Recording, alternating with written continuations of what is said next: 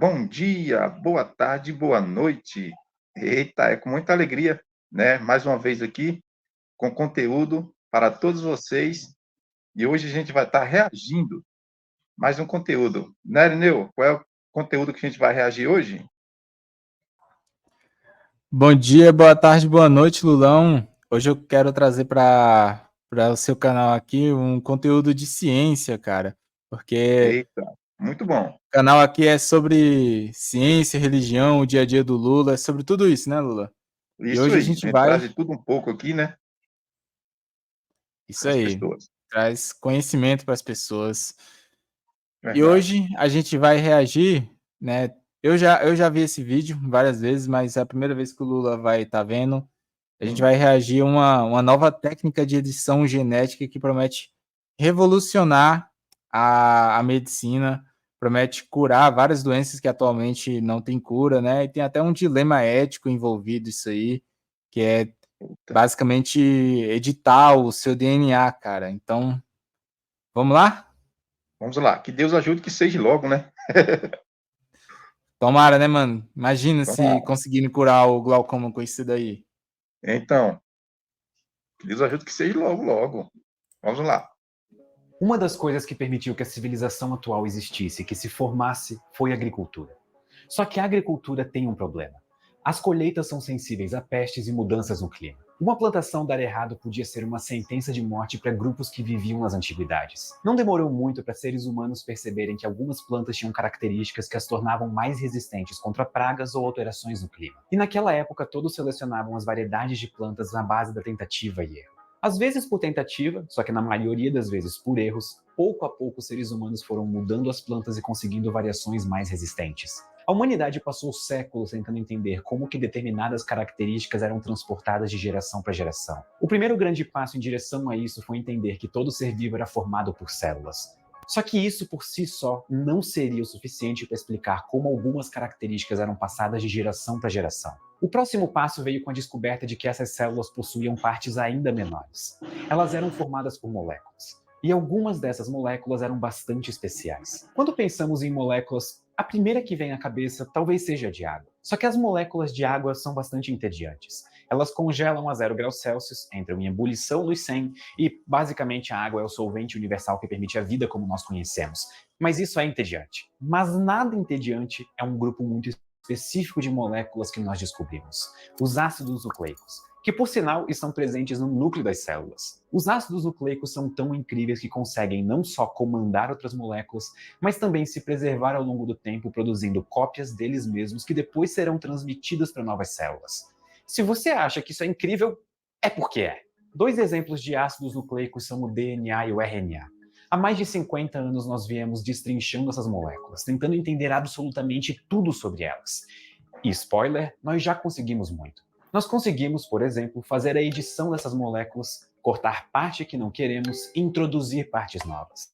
Não é muito diferente do que fazemos quando estamos editando um vídeo, mas, claro, as escalas são muito diferentes. De qualquer forma, o intuito é manipular o resultado final, fazer com que alcancemos o objetivo, seja ele produzir um vídeo incrível ou uma proteína específica. E do mesmo jeito que surgem novos aplicativos de edição cada vez melhores e mais ágeis, surgiu também o CRISPR, uma ferramenta de edição genética que deixou o processo muito mais simples e barato. Pense no seguinte: antigamente, para editar um filme era preciso cortar manualmente pedaços de filme e depois juntá-los em uma sequência desejada. Essa analogia é perfeita para o que fazíamos com fitas de DNA. Só que o CRISPR está para edição genética, assim como os aplicativos da Adobe estão para edição de vídeos. Tão barato e tão simples que agora podemos fazer em dias o que há poucos anos demorava meses. E ainda mais, tão barato que, em tese, qualquer pessoa com um mínimo de investimento e conhecimento pode fazer na garagem de sua casa. Mas claro, o CRISPR não surgiu do nada. Aliás, como todo conhecimento complexo na ciência, ele foi construído de pouco em pouco, começando lá na década de 80, quando cientistas japoneses encontraram estruturas interessantes em bactérias. Eles deram um nome que se mantém até hoje, de Clustered Regularly Interspaced Short Palindromic Repeats, ou repetições palindrômicas curtas agrupadas e irregularmente interespaçadas. É um clássico da ciência, um nome feio para uma coisa extremamente interessante. Eu acho que eu até preciso de mais café depois dessa. Eles deram esse nome porque os ácidos nucleicos são formados por unidades chamadas de nucleotídeos. Só que são poucos os tipos de nucleotídeos. A, T, G, C são os nomes simplificados para os mais famosos deles, os que estão em nossas moléculas de DNA. A de adenina, T de timina, G de guanina e C de citosina. Já que os nucleotídeos são representados por letras e estão dispostos na molécula em uma sequência, nós fazemos essa analogia de considerá-los palavras. E daí vem o termo palíndromo, que é a letra P de CRISPR. Na definição do dicionário, palíndromo é uma frase ou palavra que pode se ler da esquerda para a direita ou vice-versa, sem que ela perca o sentido. Por exemplo, ovo, ou socorram-me, subi no ônibus em Marrocos, que se você ler ao contrário continua a mesma frase. Eu sei, incrível, vivendo e aprendendo. Os cientistas descobriram que existiam sequências nas moléculas que eram encontradas na ordem contrária em outras partes da molécula. Mas elas pareciam não fazer sentido, já que elas não poderiam ser transcritas pela célula. Então eles só fizeram um relato do achado, mas não entenderam para que aquilo servia na época. Aí o conhecimento foi se expandindo. Primeiro se descobriu que o CRISPR era uma parte do sistema imunológico das bactérias. Através daquelas áreas de repetição de nucleotídeos, as bactérias poderiam reconhecer um vírus e eliminá-lo. A maneira como isso funciona é bastante interessante. Um vírus injeta um fragmento de ácido nucleico na bactéria. A bactéria então pega um fragmento desse material e o liga próximo a um CRISPR. E fica ali guardado no DNA bacteriano como uma espécie de memória. Aí então a bactéria é capaz de construir uma molécula chamada CRISPR-RNA. O que ela faz é, ela vai funcionar tanto como um sinalizador e um adesivo ao mesmo tempo. Um adesivo porque ela vai procurar novo material genético viral que esteja invadindo a célula, ao mesmo tempo em que vai chamar moléculas que são especializadas em cortar material genético. Dessa maneira, partes do material do vírus vão ser cortadas e degradadas. Perdendo a integridade do seu material genético, o vírus não é mais capaz de causar nenhum prejuízo à célula. Tá vendo aqui o potencial? E se nós conseguíssemos usar essa mesma estrutura, o CRISPR, para encontrar partes de moléculas que queremos e tirá-las da equação? Como fazemos quando estamos editando um vídeo e queremos remover as partes que deram errado? No caso dos meus vídeos, eu sou a parte que deu errado. Ah, muito melhor agora. Mas o guia completo de como usar o CRISPR de forma geral na biologia molecular só saiu em 2012, quando as pesquisadoras... O que eu entendi de tudo que ele falou aí, porque ele falou muita coisa, é que descobriram uma forma de facilmente criar uma sequência de RNA que ela encontra a parte que você quer no DNA, corta e substitui pelo que você quer. Então você consegue dizer, Sim, eu achei encontra essa parte e substitua por essa. Então eles conseguiram uma forma de você automatizar a edição genética, dizendo, criando uma sequência lá de aminoácidos que eles vão encontrar uma parte do DNA, cortar e substituir. Então, cara, isso é incrível pra cacete, mano. Então, dentro de outras coisas que ele falou aí, né, que tudo é importante, mas eu achei bem importante essa parte aí, entendeu? Que para a pessoa poder, né, partir ali, tirar ali a parte que nem ele falou, que a pessoa edita o vídeo, né? Pode tirar aquela parte ali que a gente não quer que boa analogia. Que não quer que fica, né? A gente faz o corte e passa, vai embora, né? É que nem nós faz para cortar os erros aqui, né, Lula? Então, podia fazer um canal depois só dos cortes.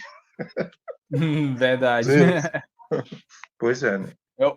Se chama Making Off. A gente podia fazer um canal de Making Off. Então. Bora lá. Pois é, mas muito importante. Charpentier e Doudna o lançaram para o mundo. Elas escreveram um manual, uma espécie de passo a passo de como fazer essa técnica. E, por causa desse feito, elas ganharam o Prêmio Nobel de Química de 2020. Merecidíssimo, pois de fato agora o processo de edição do material genético ganhou uma agilidade que abriu um novo universo de possibilidades no campo da edição genética. Essa técnica agora pode ser usada em qualquer organismo que tenha material genético, ou seja, todo organismo. Você pode editar material genético do trigo ou de um ser humano. Os limites agora são impostos pela ética, e não mais pelo preço altíssimo. Então agora funciona assim. Você conhece a sequência de nucleotídeos com que você quer trabalhar. Você conhece todos os A, T, C e Gs e sabe a ordem certa. Você conhece o seu alvo. Aí você vai construir o seu CRISPR com sua sequência específica e também com uma proteína que corta DNA, chamada Cas9. Aí é só encontrar uma maneira de inserir essa sua construção molecular dentro da célula que contém o material que você quer editar. Dá para fazer isso através de partículas de lipídios ou até mesmo através de vírus com design específico para só se ligar à célula desejada. Certo, então agora podemos editar DNA de uma maneira muito mais simples e barata. Isso também significa que ficou mais simples e barato produzir organismos geneticamente modificados, os chamados GMOs. Não importa se você fez apenas um corte no DNA ou se você inseriu algum novo gene. O fato é que você pode produzir em dias o que poderia demorar gerações para acontecer aleatoriamente no tempo. E o tempo é um ótimo seletor. Se as mudanças são boas para a espécie, elas se mantêm pelas gerações de uma maneira mais eficiente. Se não são, o tempo se encarrega de eliminá-las. Mas com a edição genética, nós não temos mais o tempo como nosso carrasco. Mas isso também não significa que nós estamos desamparados ou fazendo as coisas aleatoriamente como vem à vontade na cabeça. Nós temos junto conosco um caminhão de conhecimento e informações acumuladas que podem nos mostrar em que direção uma edição genética vai nos levar. O que podemos garantir agora é que a precisão do corte é tremenda. Se antes cortávamos DNA com canivete, agora cortamos com uma faca de sushi man. Super afiada e precisa. Os erros do passado já podem ser guardados no passado. Agora é continuar tendo muita responsabilidade. Lembrando que não é porque nós temos a capacidade de fazer algo que nós somos obrigados a fazê-lo. Uma analogia perfeita é comparar o CRISPR com a bomba atômica. Nós dominamos a tecnologia para criá-las, mas não necessariamente significa que devemos usá-la. Ao mesmo tempo, podemos usar o conhecimento obtido para melhorar nossa agricultura, nossa saúde, o uso da nossa energia. Conhecimento é poder. Nas mãos certas é uma bênção. Nas mãos erradas pode causar muito mais problemas do que soluções. Muito obrigado e até... Espera que eu tenho mais uma coisa. É isso aí. Mas lembrando que, igual ele falou, para você, não basta você ter a técnica que permite você editar a sequência do DNA. Você tem que ter um alvo, né, e um substituto. Então, por exemplo, para se curar o glaucoma, eles teriam que saber, né, exatamente quais genes causam o glaucoma de uma determinada pessoa. Isso supondo que a causa do glaucoma nessa pessoa é puramente genética, né? Porque o glaucoma ele tem múltiplas causas. Então, se uma determinada pessoa a causa é totalmente genética, por exemplo, um histórico da família, né? Então você sabe que aquela pessoa vai ter por conta que ela tenha o gene lá, você sabe qual é o gene, né? Eu não sei se já se sabe isso, mas se você tem todas essas informações, você pode fazer isso daí. Mas você teria que saber quais são os genes e saber por quais genes você pode substituir, porque inclusive é perigoso isso daí. Você não pode sair substituindo por qualquer um, não, porque você pode causar um problema ainda pior. Você está editando o DNA da pessoa. Tem que pensar nisso, né? Sim, você está editando o DNA da pessoa, cara. Pode ser. E outra, isso é mais fácil fazer no caso de alguém que ainda não está vivo, né? Por exemplo, de alguém que vai vir a nascer, por exemplo, do teu filho, né? Você seria mais fácil porque bastaria você editar lá o zigoto e aí a pessoa, a partir daquela célula, geraria todas as outras já com o DNA modificado. No caso de uma pessoa que já está viva, aí já é complicado, porque não basta editar uma célula, você teria que editar todas as células, né? No caso do glaucoma, você teria que editar todas as células do nervo óptico, não sei. Mas você teria que ter um meio de sair editando todas as células. E já existe isso, cara. Isso que é impressionante. Já existe isso, e os caras, basicamente, eles usam um vírus porque um vírus, né? Eu não entendo muito disso, mas eu sei que tem alguns vírus que eles conseguem editar nosso DNA, né? De forma a se perpetuar, né? Tornando até difícil você se curar, né? Eu acho que um exemplo é o HIV. Então ele se insere no teu próprio DNA, cara. Então por isso que é complicado. Daí, o que eles fazem? Eles pegam esse vírus, modificam o vírus para que ele, então, em vez de ele inserir o gene lá dele, que vai causar a doença que esse vírus causa, ele vai então fazer isso, essa modificação que é desejável aí, que você quer. Então, um exemplo de tratamento que usa isso é o Luxturna, não sei pronunciar, mas basicamente é uma terapia genética que ela cura uma doença hereditária que ela causa alguma coisa na retina que faz você ficar cego e não tem nenhuma cura. E aí os caras descobriram como tratar isso aí criou esse tratamento aí chamado Luxturna. É muito caro, mas você cura a doença, porque eles usam um vírus lá e tudo mais e colocam na tua retina e ele sai modificando o DNA das células da retina e com isso consegue curar a doença, cara. Muito foda. Verdade, muitas coisas que tá evoluindo e espero que evolua bem, muito mais mesmo, né, para poder as coisas ir melhorando. Com certeza, cara. Por um futuro melhor aí, né, para as próximas Futuro melhor. gerações. Sim. Porque ninguém merece, cara, viver, né, no escuro, né, mano?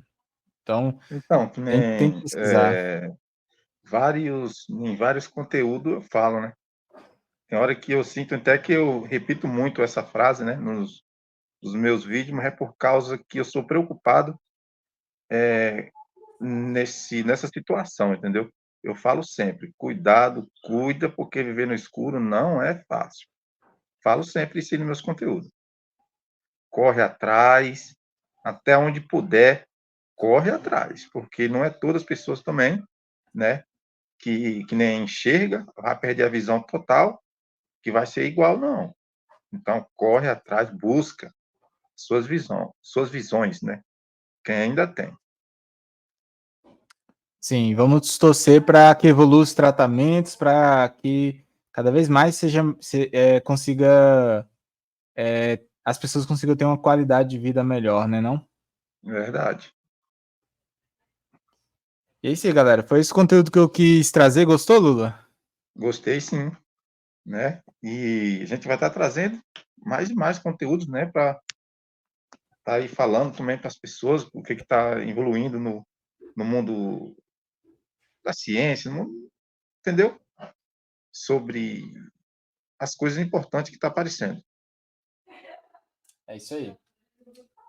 E aí, fala pra galera aí, É isso aí, como é que é? galera. Então vocês, ó, se Curtir. inscreve, deixa aquele joinha, deixa sugestões aí, né, Nil?